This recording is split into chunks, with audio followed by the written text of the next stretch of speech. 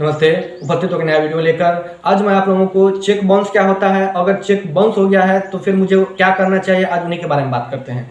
देखिए, सबसे पहली बात कि चेक बाउंस क्या होता है। अगर देनदार द्वारा यानी कि जो आपको चेक देता है वो जितना भी रकम अपने चेक पर लिखा हुआ है उतना रकम अगर उसके अकाउंट में नहीं रहता है तो वह चेक बाउंस की कैटेगरी में आता है। यानी कि बैंकिंग टर्म में उसे चेक बाउंस कहते हैं। अगर आप उसे बैंक में जाइएगा भजाने के लिए तो आपको पैसे नहीं निकलेंगे, तो बैंक आपको एक नोटिस एक रिसिप्ट देगी, उस पर लिखा होगा कि चेक बाउंस हो चुका है और किस कारण से हुआ है वो भी उस पर लिखा हुआ रहता है।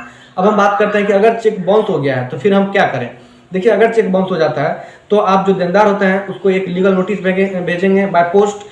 उसे 14 दिन के अंदर आपका जो पैसा है और उसे ब्याज सहित लौटाना होगा। अगर वह 14 दिन के अंदर आपके पैसे नहीं लौटाते हैं तो आप उस पर 30 दिन के अंदर आप उस पर केस कर सकते हैं, जिसमें धारा 138 के तहत या तो उसे जुर्माना लगेंगे या उसे अधिकतम 2 साल तक का कैद हो सकता है।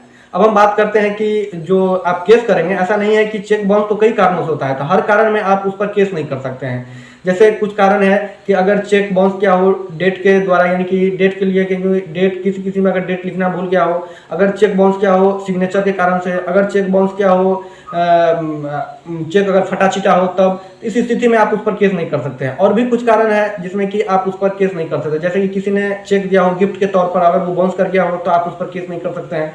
अगर चेक दिया हो गारंटी के तहत और उससे आपने सामान लिया हो आपने, तो भी आप उस पर केस नहीं कर सकते हैं। तो यही कुछ कारण है जिस पर आप उस पर केस नहीं कर सकते हैं। लेकिन एक कारण है जिसमें आप केस कर सकते हैं कि जैसे आपका वो पैसा लिया हो और पैसे के बदले उसने चेक दिया हो लौटाने के लिए, लेकिन तब बाउंस कर जाता हो, तब आप उस पर केस कर सकते हैं।